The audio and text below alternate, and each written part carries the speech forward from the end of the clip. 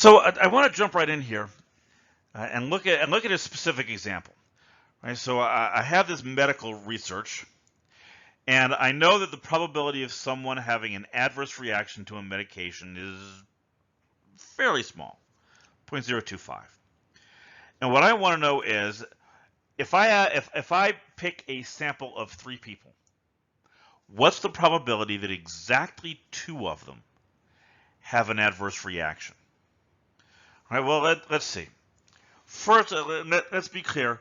I'm going to define my variable x to be has an adverse reaction. Then the probability of x is 0.025. Right? Then let's see. The probability, we actually have 2 kinds of people in the scenario we're looking at. We have 2 people who did have an adverse reaction and 1 person who didn't. All right, so if I call this lowercase p, then I'm going to do what we usually do, right? Q will be 1 minus p. This is the probability of not having an adverse reaction. So this would be 0.975. Now, you know from our previous probability discussions, this looks a lot like an AND probability, right? We want the probability of, let's see, that 2 people have an adverse reaction. So we have the probability of an adverse reaction and an adverse reaction and not an adverse reaction. And we would know how to do this, right? We could write this out. It would be 0.025 times 0.025 times 0.975, and we would get the wrong answer. Because here's the problem. I made an assumption here. I made an assumption that person 1 and person 2 had the adverse reaction and person 3 didn't. But there's another possibility, right? It could be adverse, not adverse, adverse, right? There are different possible combinations. Or we have to take that into consideration. All right, so let's see. Here's how I'm going to approach this. Right? I'm going to do this very brute force. I'm going to kind of go back to square one with our probability conversations, and I'm going to write out the entire sample space. Right? I'm going to write out all the possible combinations of x and not x. So here's what I'm going to do. I'm not going to use x here because it's hard for people to remember. So I'm going to use A for has an adverse reaction, and I'm going to use N for no adverse reaction. So what are my possibilities? Well, I could have all 3 people have the reaction. I could have only 1 person does. That would be N A A N A and A N. I could have 2 people who don't have it, or 1 person who does. So that would be A and N. Let's see, N A N and N A. N N A, and finally I could have 3 N's, right? Nobody has the reaction. All right, so which ones do I care about, right? I want the ones that have 2 A's and 1 N. That's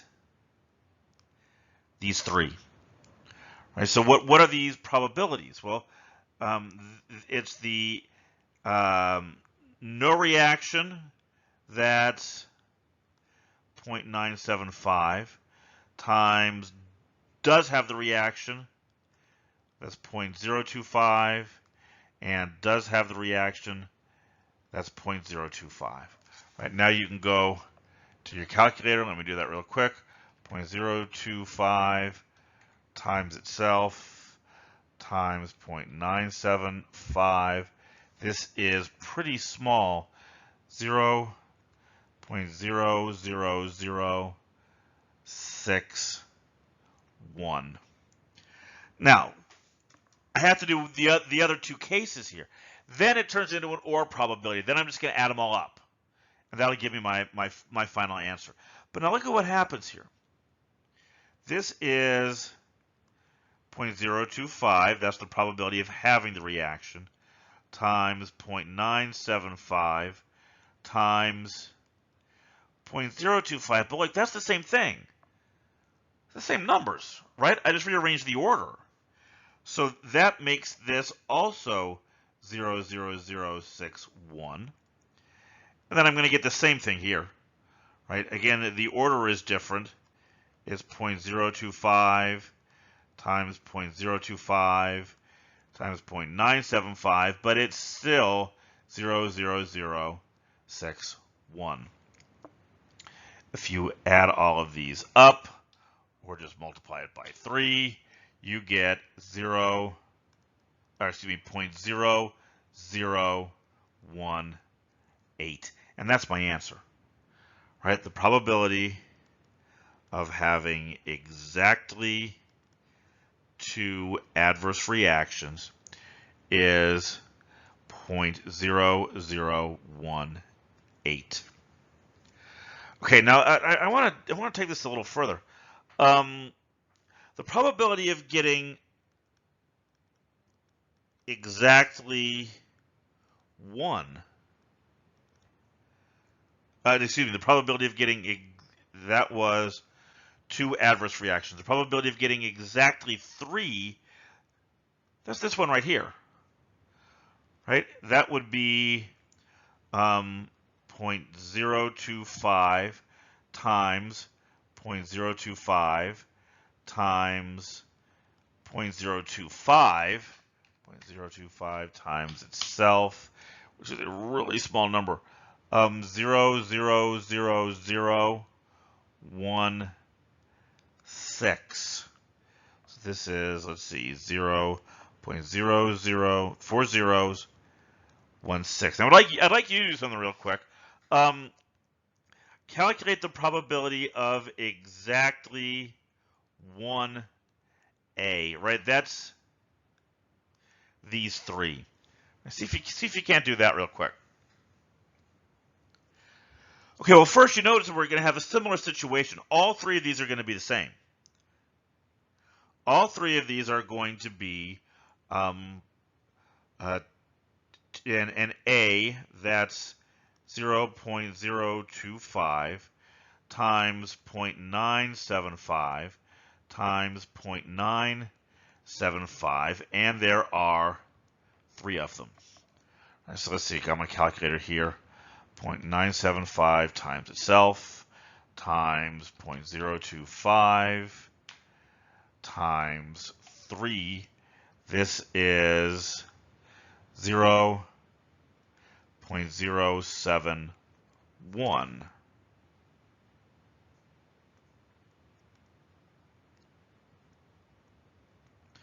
Right, and now let's do the last one. The probability of exactly 0 A's, that's this last row. This is going to be 0.975 times 0.975 times 0.975, which is 0.927. Now, I want you to think about what we just did. I mean, I went through all of that for a specific reason. Look at what we did here. We just created a probability distribution, right? I have the x values here and the p of x values here. And if you add all of those numbers, excuse me, if you add all those numbers together, give or take rounding, right? I rounded every result there at some point, so it's not going to be exact. Excuse me. It's not going to be exactly 1, but it should come out pretty close. We've got, if you just add these last two together, that's already 0.998, right? So it's going to come out close enough to 1, and we have created a probability distribution here.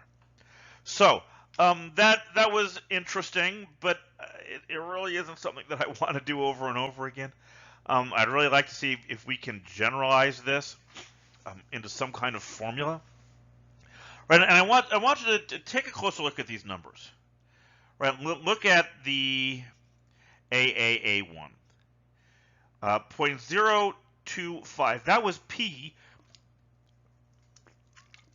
and I've multiplied it by itself 3 times. So let me, I don't usually do this, but let me clear this out. Right, this is P cubed, right, P to the 3rd power. Now look at what's happened to the next one. I have, each one of these has 2 P's and 1 Q. Right, so these, again, if I clean these out here, that was 2 P's and 1 Q. So this is P squared times Q. Right, so then what happened here? Now I have 1 P and 2 Q's. So this is P times Q squared. And then this last one here, this one is Q to the 3rd. All right, now let me fill something in here so you can really see the pattern. Up here, I'm going to add a Q to the 0, and I'm going to explicitly write this as Q to the 1st. Then down here, I get P to the 1st, and finally, P to the 0, right? P and Q to the 0, that's 1. So look at the trend, right? When I was looking for exactly 3 A's, the exponent was 3. When I wanted 2 A's, it was 2. When I wanted 1 A, it was 1, and then 0. And the Q values are doing the exact same thing in reverse. Right? The only thing that I didn't put on here, don't forget we had 3 of these and 3 of these. Okay. So you see the pattern, right? Now let me turn this into a formula. This is the formula that we're going to use for this kind of probability. And we'll talk more about exactly what this kind of probability is in a minute. Right? So this is my formula. You know, let's start by going over the variables. N is the number of trials. That was 3 in my previous example. The number of successes, that was 2. And here you have to be a little careful when we're doing these. When I talk about successes, success is an unfortunate choice of word for this, because in English, a success is usually considered something positive. In statistics, a success is just whatever it is we're looking for. In my previous example, we were looking for adverse reactions. So that was what I defined for purposes of that question as a success, and I wanted to get 2 of them. The probability of a success, that was the probability of an adverse reaction. And Q was the probability of not having an adverse reaction, which was 1 minus P.